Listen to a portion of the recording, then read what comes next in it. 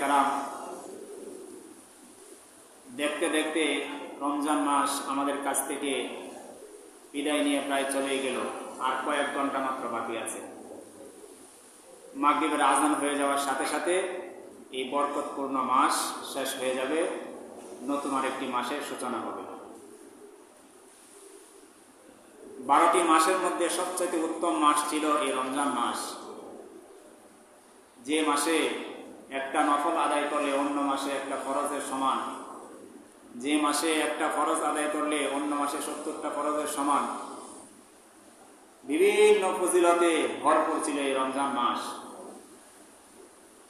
নবীজি বলেছেন, as-sawmu li wa ana ajzi bihi, যে রোজা তো একমাত্র আমার জন্য, আল্লাহ পাক ওনাকে বলে দিয়েছেন, এবং এই রোজার প্রতিদান আমি আল্লাহ তাআলা নিজ হাতে আমার বান্দাদেরকে দান করব। আল্লাহ পাক অন্য কোনো ইবাদতের ক্ষেত্রে এই ঘোষণা দেন নাই যে সালাত আমার জন্য, যাকাত আমার জন্য, আমি নিজ হাতে এটার প্রতিদান দিব।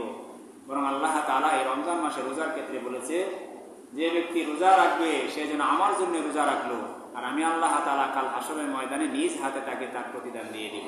সুবহানাল্লাহ। আরেক হাদিসের মধ্যে নবীজি বলেছেন, মান সামা রমাদান ঈমানান ওয়া ইহতিসাবান গুফিরা লাহু মা তাকাদ্দামা মিন যামবি, যে ব্যক্তি রমজান মাস পাইল, রমজান মাস পাওয়ার পরে ঈমানের সহিত সওয়াবের আশায় রমজানের রোজাগুলোকে সে আদায় করলো, আল্লাহ পাক রব্বুল আলামিন অতীত জীবনের তার সমস্ত গুনাহকে মাফ করে দেন। রমজান বা সিয়াম এই শব্দগুলোর অর্থই হলো পুড়িয়ে দেওয়া, ছারকার করে দেওয়া, বশীভূত করে দেওয়া। অর্থাৎ 11 মাস বান্দা যে গুনাহগুলা করে, অপরাধগুলা করে থাকে, রমজানে ইবাদতের বদৌলতে 20 রাকাত তারাবি, 8 রাকাত তারাবি, সাহরি, ইফতার, রোজা, দান, সদকা, সমস্ত ইবাদতের বদৌলতে আল্লাহ তাআলা কি করেন, 11 মাসের গুনাহকে পুড়িয়ে ছারকার করে দেন। মোহতারাম হাজিরিন, তারপরে আফসোসের বিষয় হলো কিছু নাদান পাপী বান্দা এরকম রয়েছে যারা এই রমজান মাস পাওয়ার পরেও নিজের গুনাহ খাতাকে সে মিটাইতে পারে না, মাফ করাইতে পারে না। যার কারণে নবীজি ওই নাদান, ওই বেয়াকুবের জন্য বদদোয়া করেছেন। হাদিসের মধ্যে এসেছে, নবী সাল্লাল্লাহু আলাইহি ওয়াসাল্লাম একদিন এই জুমার মিম্বারের সিঁড়ি, প্রথম সিঁড়িতে পা রাখলেন। প্রথম সিঁড়িতে পা রাখার সাথে সাথে বললেন আমিন। আবার যখন দ্বিতীয় সিঁড়িতে পা রাখলেন, নবীজি বললেন আমিন। আবার যখন তৃতীয় সিঁড়িতে উনি পা রাখলেন, নবীজি বললেন আমিন।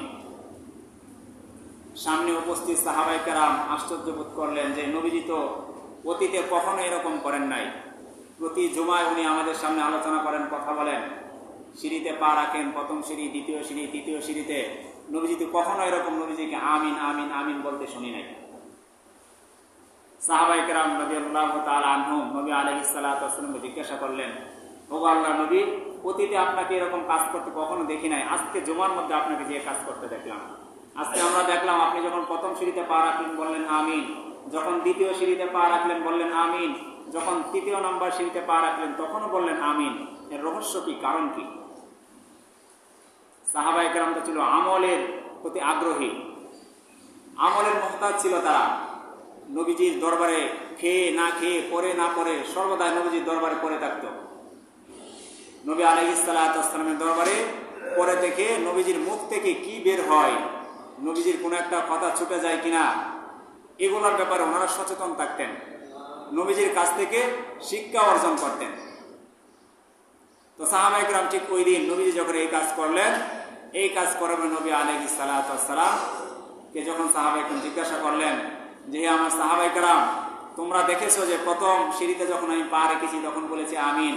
আমি এই জন্য আমিন বলেছি, আমি যখন প্রথম সিঁড়িতে পা রেখেছি তখন হযরতে জিবরাইল আলাইহিস সালাতু ওয়াস সালাম এসে আমার কানে কানে বলেছে, ওগো আল্লাহর নবী, যারা দুনিয়াতে থাকা অবস্থায় যে আদম সন্তান তার বৃদ্ধ মা বাবাকে পাইল, অসুস্থ অবস্থায় পাইল বা সুস্থ অবস্থায় পাইল, পাওয়ার পরে মা বাবার খেদমত করে, মা বাবার সন্তুষ্টি অর্জন করে জান্নাত হাসিল করতে পারলো না, ওই সন্তান যেন ধ্বংস হয়ে যায়। আমি সাথে সাথে বললাম আমিন, অর্থাৎ আমি এই বিষয়টাকে আরো মজবুত করে দিলাম। নাউযুবিল্লাহ। অনেক গুরুত্বপূর্ণ কথা, মোহতারাম হাজিরিন, মনোযোগ দিয়ে শুনেন। নবীজি প্রথম সিঁড়িতে পা রাখার পরে বললেন আমিন। কেন বললেন? ওই সন্তানের জন্য নবীজি বদদোয়া করলেন যে সন্তান তার মাকে পেয়েছে, বাবাকে পেয়েছে, এমনকি বৃদ্ধ অবস্থায় পেয়েছে, যখন মা বাবা ছোট বাচ্চার মতো হয়ে যায়, একটা কথা 10 বার জিজ্ঞাসা করে, একটা কথা 5 বার বলতে হয়, খেয়ে বলে খায় নাই, পড়ে বলে পড়ে নাই। যে ছেলে বেশি পড়ায় তারটা বেশি অস্বীকার করে, কারণ তার তো মাথা নেই, সে এখন ছোট মানুষ হয়ে গেছে, সে ভুলে যায়। তো সন্তান কি করে? রাগ করে। তো নবীজি বোঝাতে চেয়েছেন যে মা বাবা যখন বৃদ্ধ হয়ে যায়, তখন মা বাবা সেই ছোট সময় আমি আপনি যেরকম ছিলাম, আমার আপনার মতো অবুঝ হয়ে যায়। মেলাতে গেলে, বাজারে গেলে, দোকানে পাটে গেলে, রাস্তায় গেলে যেরকম 100টা প্রশ্ন করতাম, বাবা কিন্তু বিরক্ত হইতো না, মা কিন্তু বিরক্ত হইতো না, উত্তর দিত। ঠিক তদ্রুপ মা বাবা যখন বৃদ্ধ হয়ে যায়, মা বাবাও সন্তানের কাছে এরকম হয়ে যায়। এক আয়াতের মধ্যে আল্লাহ তাআলা বলে দিয়েছেন যে আল্লাহ পাকের ইবাদতের পরে সবচেয়ে সম্মানের পাত্র হলো এই দুনিয়াতে মা বাবা। আল্লাহ তাআলা বলে দিয়েছেন যে মা বাবার সাথে এরকম কোনো আচরণ করবে না তোমরা যে মা বাবা কষ্ট পাবে, দূরের কথা, এরকম ভাবে তাদের সামনে চলবে না, এরকম ভাবে তাদের সামনে আওয়াজ করবে না যেন তোমার আচরণে তারা শব্দটা পর্যন্ত বলে, মুখে আর কিছু বলা লাগবে না। এইটুকু যদি বলে আল্লাহ পাকের আরশ কেঁপে উঠবে। মা আপনার প্রতি অন্যায় করেছে, বাবা আপনার প্রতি অন্যায় করেছে, করো, এটার জবাব সে আল্লাহর কাছে দিবে। কিন্তু আপনি সন্তান হিসেবে মায়ের বিচার করতে পারবেন না, মাকে শাসাতে পারবেন না, মাকে হিকমতের সহিত বুঝাতে পারবেন যে বয়স বেড়েছে, মা বাবার মিষ্টি খাইলে ডায়াবেটিস বেড়ে যাবে। এখন আপনি আপনার সন্তানের জন্য বাসায় মিষ্টি নিয়ে আসছেন, মা বাবার সামনে কি সন্তানকে দিবেন? না, মা বাবার সামনে দিলে মা বাবা চাইবে মিষ্টি খাওয়ার জন্য। এখানে কি করতে হবে? আপনার মা বাবার দেখা, মা বাবা যেন না জানে, না বুঝে সন্তানকে আলাদা মিষ্টিটা দিতে হবে। এখানে যদি আপনি আপনার মা বাবাকে মিষ্টি না দেন, এতে করে আপনার গুনাহ হবে না। কেন?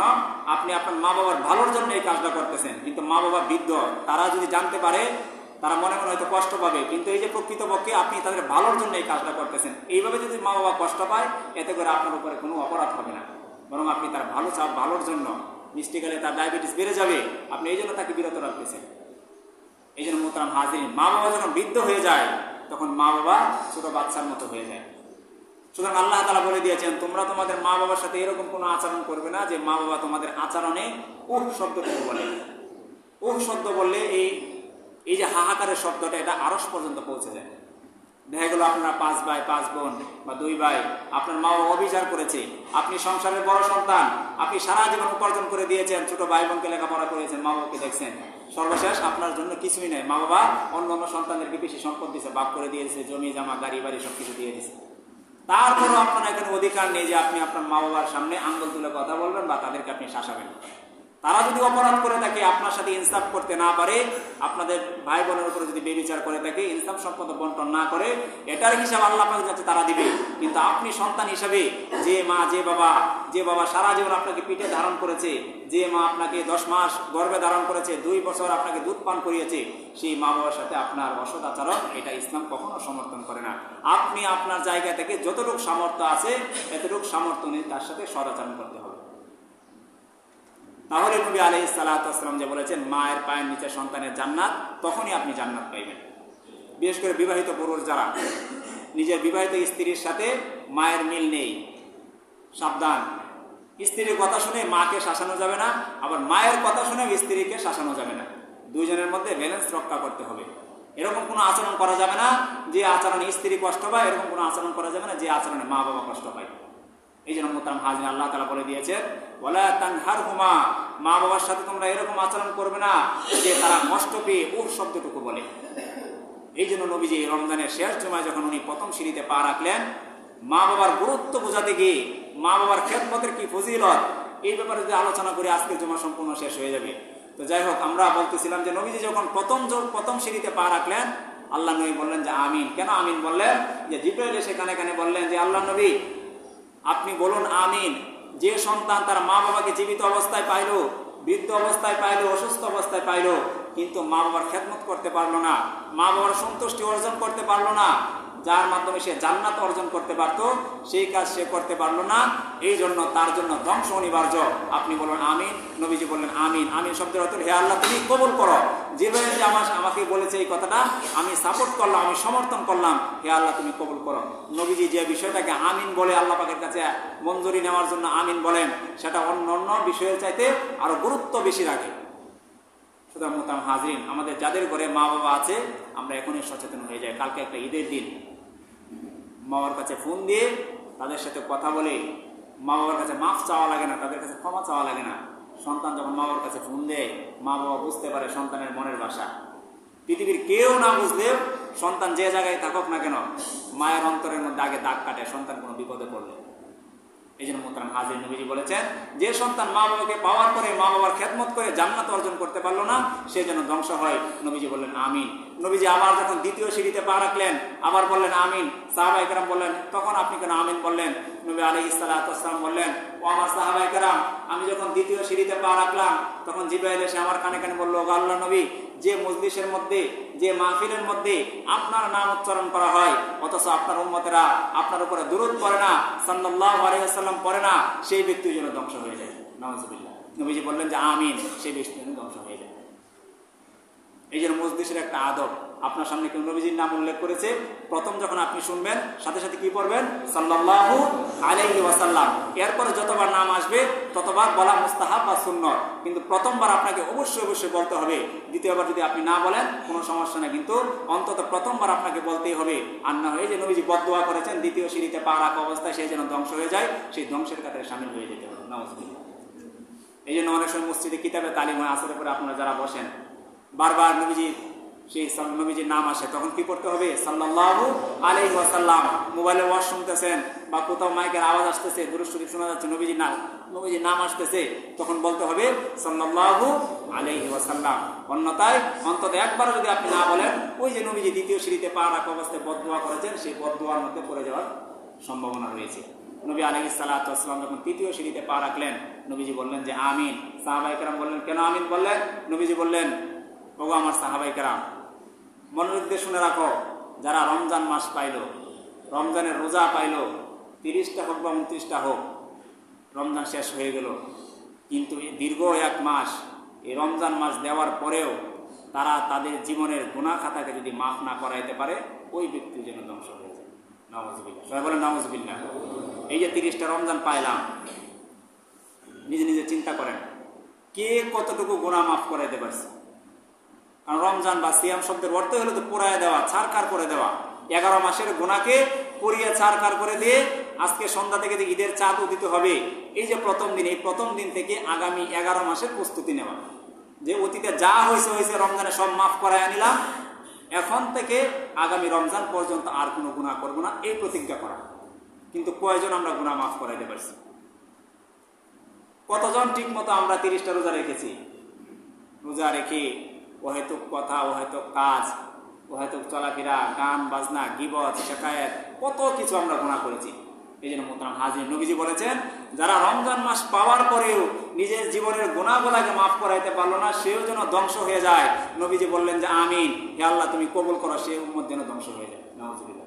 যে দয়ার নবী, মায়ার নবী, কারো জন্য কখনো বদদোয়া করে নাই, সেই নবী হাদিসের মধ্যে উম্মতের জন্য বদদোয়া করে ফেলেছেন। তার মানে রমজানের গুরুত্ব কতটুকু বুঝতে পারছেন? এই জন্য মোহতারাম হাজির, এখনো 4-5 ঘন্টা বাকি আছে রমজান মাসে। এখনো যদি তওবা করেন, আল্লাহ তাআলা কবুল করবেন। তওবার দরজা যেদিন পশ্চিম দিক থেকে সূর্য উদিত হবে, ওই দিনের আগ পর্যন্ত খোলা, এবং প্রত্যেক ব্যক্তির জন্য যতক্ষণ পর্যন্ত মৃত্যুর যে হেসকি, মরা যে হেসকি গলাতে উঠে মৃত্যুর আগে, এর আগ পর্যন্ত তওবা করলে আল্লাহ তাআলা বান্দার তওবাকে কবুল করে। আমাদের সামনে তো এখনো রমজান মাস শেষ হতে সন্ধ্যা পর্যন্ত আরো 4-5 ঘন্টা বাকি। আজকে জুমার নামাজের মধ্যে এখনই নিয়ত করেন যে এখনই এমন ভাবে তওবা করবো যে বাকি জীবনে আল্লাহ তাআলা যতদিন হায়াত দিবে আর একটা গুনাহ করবো না।